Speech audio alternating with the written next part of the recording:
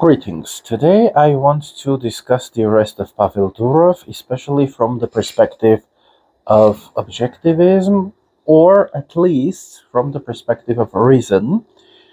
And seems like a lot of objectivists are very against this, and especially in the United States. We have this cult of free speech, and I'd like to share some ideas and maybe hear back from you, my subscribers, because I disagree with the fact that freedom of speech is all encompassing, absolute, untouchable, and it is like a religious dogma which is unquestionable.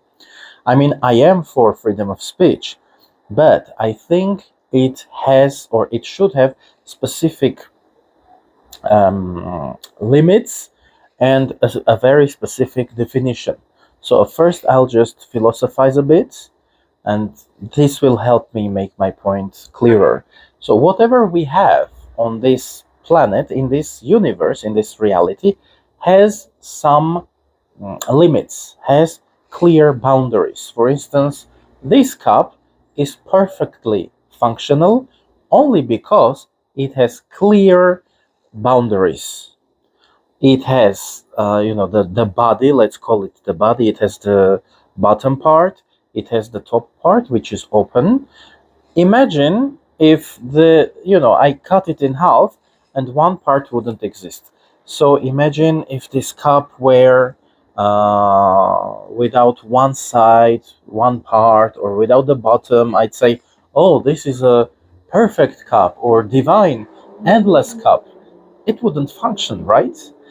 This is fully functional because it has clear boundaries, borders, a place where it starts, a place where it ends, yes? And I can say, okay, so this is the cup, and this is not the cup, yeah, whatever is outside of it. Or let's take a box of napkins. 4 sides, yes, again, top, bottom, opening. The opening is good because it helps me. Imagine if one part of the box wasn't there. Yeah, it wouldn't function. Or my smartphone, anything. So, starting from concepts, yes, starting from tissues or even atoms. Of course, people talk about quantum reality, which is a bit different, but still, yes, if my heart or any other organ isn't clearly defined, yes, it doesn't have its boundaries, it wouldn't function. So freedom of speech is like that. If you absolutize the freedom of speech, you're like, okay, whatever I utter is my freedom of speech, then you make it dysfunctional. You destroy the very concept of free speech by absolutizing it. Yeah? Actually, this is how corruption works. When you say, okay, this is untouchable, for instance, our president or our pope or our author, yeah, is always right. You cannot criticize that guy or that girl. It means you are corrupting that phenomenon, that concept, with your deification. Okay, so the same thing is happening to the freedom of speech. Imagine if we do the same to the freedom of action, for instance, for the freedom of self-expression. Like I walk somewhere and then I punch someone, and when the police stops me, I'm like, hey, this is my freedom of expression. Freedom is absolute. My freedom of expression is absolute. I hit him because I wanted to express myself, my anger, and the leftists, they love weaponizing the anger. Yeah, the right wing does that too. Yeah, but anger is good basis for activism, blah, blah, blah. So both the ultra-right and the ultra-left, they love that.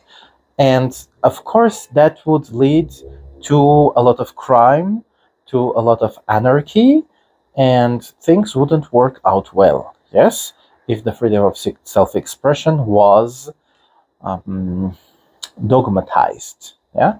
So when you do that to freedom of speech, you are corrupting that very concept in my opinion, because when something is not touchable, it means that even if it's wrong, even if it has some bad components, you cannot criticize it. For instance, the Pope is uncriticizable for the Catholics. Yeah, it means even if the Pope does something wrong or says something wrong, they should be like, well, okay, it's the Pope.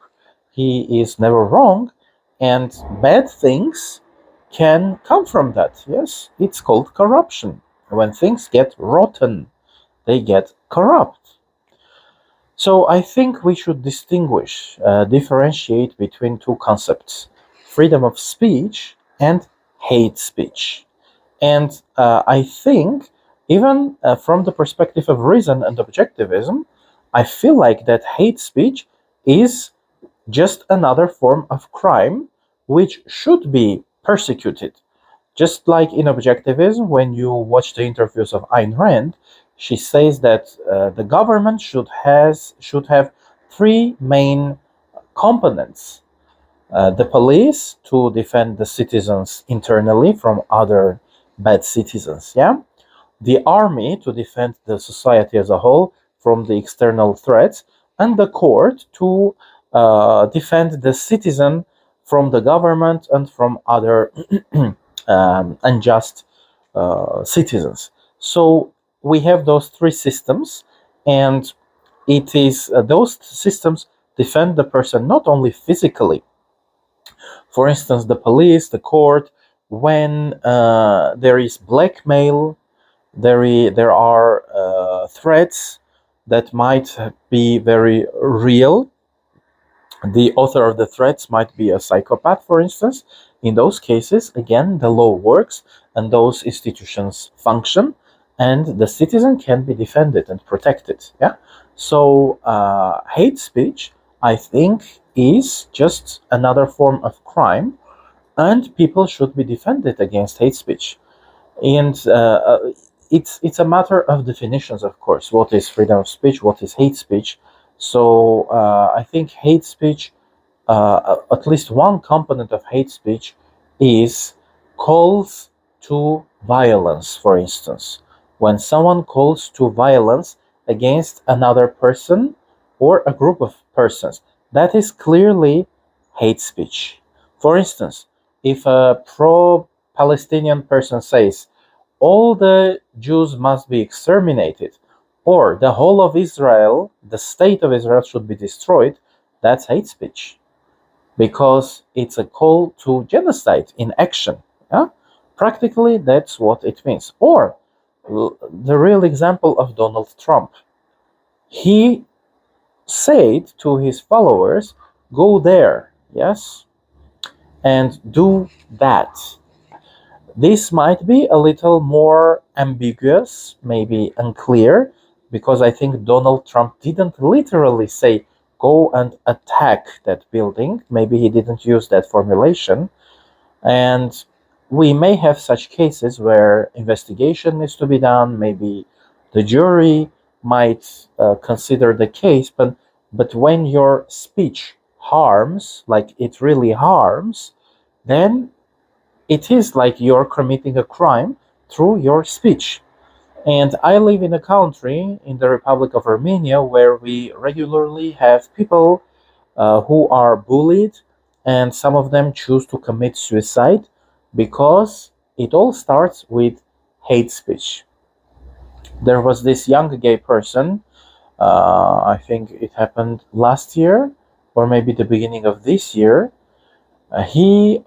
Information about his homosexuality was revealed in a nationalistic Telegram channel, and the guy was bullied on the street, and his employers fired him. They said, we don't want an F to work at our company, using a slur word, a bad word for gay people. Yeah? And the guy, after being attacked on the street, after being fired, decided to take his own life. Yeah? All started with that Telegram group, which takes the information of the individuals, sometimes even the passport photos of the people. So it's clearly a crime. And you cannot just say, oh, it's my freedom of speech. I'm criticizing gays for being gay and it's my freedom of speech.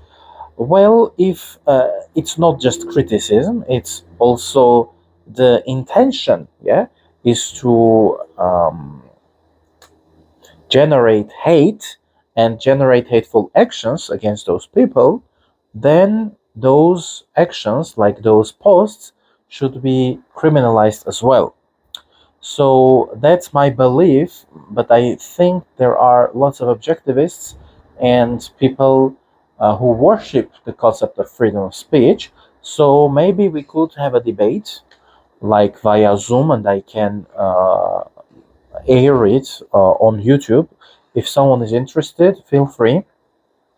We could do that. And you can, of course, respond with your comments. I would just, I love objectivism. One of the reasons why I love objectivism is Ayn Rand's idea that, or her concept that the only absolute is reason. So in objectivism, this is something very, very important and fundamental. It means you shouldn't glorify everything above or beyond reason. Like you should even life. Yeah, life is a very important thing. And in objectivism, of course, my own life matters. Yeah. But when we read Ayn Rand's books, for instance, Dagny Taggart, she killed a guard because that guard was hindering her, was not allowing her to save another man who was very, very important, who was a capitalist, a free market capitalist, and the founder of that special community in Atlas Shrugged. So she chose to kill that man to save the other man because the life and the importance of the other man was much more valuable. Uh, Again, this is something which is debatable, but here's another example in objectivism that even if you say life is an ultimate value, sometimes you can take lives. And if this example is not convincing, here's another mental experiment for you, okay? And I'm doing this experiment with myself too.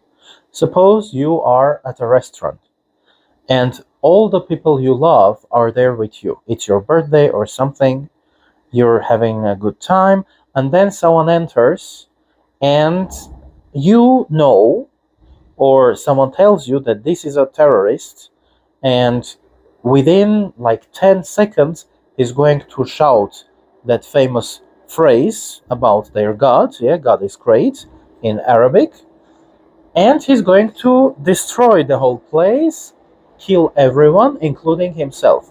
And you are the only person in the room who has a gun. So what would you do? When I ask myself, my answer is I would kill that guy without hesitating. See, in some philosophies, people will be, no, life is the ultimate value. We shouldn't take anyone else's life. Yeah? So be honest with yourself and take this experiment like either that guy kills himself and all of you, including you personally, or you kill that guy and save yourself and all the people you care about, you love, you admire, you are inspired by, etc. What would you do? Okay. So, and now coming back to Durov's case, he is accused of many things. Like, here's the thing with his Telegram. Yeah, he's the founder of Telegram, and he emigrated from Russia years ago because he didn't want to comply with and cooperate with KGB, yeah, the Russian structure. So he's very smart, but he again he idolizes freedom of speech, and he's like, okay, whoever says whatever, it's their right, and I am not giving the authorities permission to investigate into those speeches. Now let's take an example. Me, I created a group on Telegram where we discuss how should we kill Donald Trump or Kamala Harris or the Pope or whoever. Yeah, and we're just discussing, or how should we overthrow the government in Germany. And we're making plans, we're discussing it. See, Durov does not grant permission to any government to look into those conversations and identify the people who are talking, those things.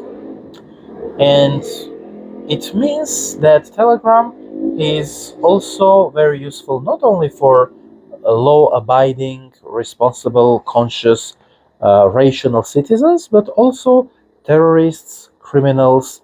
Also, they speak of pedophilia. Maybe there are Telegram channels that have lots of, pedophile oriented content like child pornography, etc. So, what if um, those people exploit other people? What if, those Islamist terrorists make their plans using Telegram and they orchestrate their actions through Telegram? Shouldn't governments be able to see that and maybe, what's the word? Act before the criminals act themselves? Prevent, yeah, maybe they could prevent some crimes through eavesdropping into some conversations. So that's why I think that it's a good idea to cooperate with the government. Of course, the government should be small, it should be limited in its actions, but we live in the 21st century. We live in the age of terrorism, especially Islamist terrorism, where they kill innocent people here and there, and it's getting more and more regular. So if I knew something about some crime, I would report it to the police or to the national security, and it happened.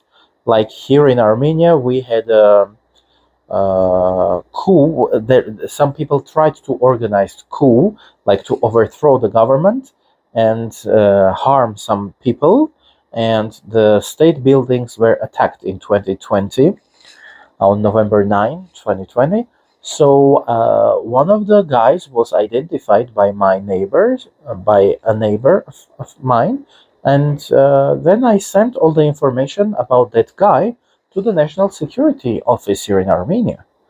Because I want to live in a stable and safe society where the government is elected by the people and not taken by force by nationalists, ultra right or ultra left, collectivists. Okay, so I don't know if his arrest is too harsh as a measure.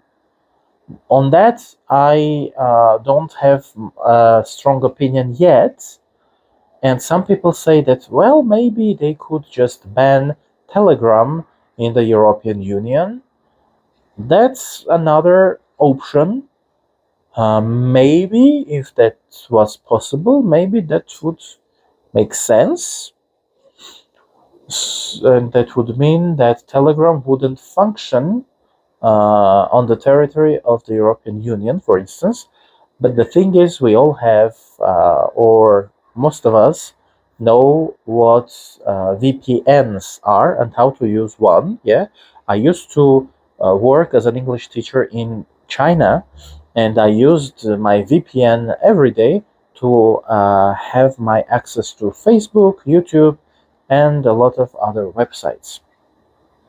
So maybe the governments know that banning Telegram wouldn't be as efficient, and people would still use it through VPN, and they might have to ban VPN as well.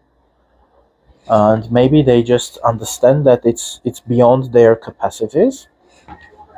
So overall, I strongly, I don't want to say strongly believe, I conclude logically, whenever I think about this issue, I logically conclude that freedom of speech and hate speech are two separate concepts, just like freedom of self expression and crime. When you harm someone, when you steal something, you know, when you enter a shop, you can't steal stuff and say, oh, this is, my freedom of self expression, or my freedom of, I don't know, a purchase as a client. This is my way of purchasing stuff.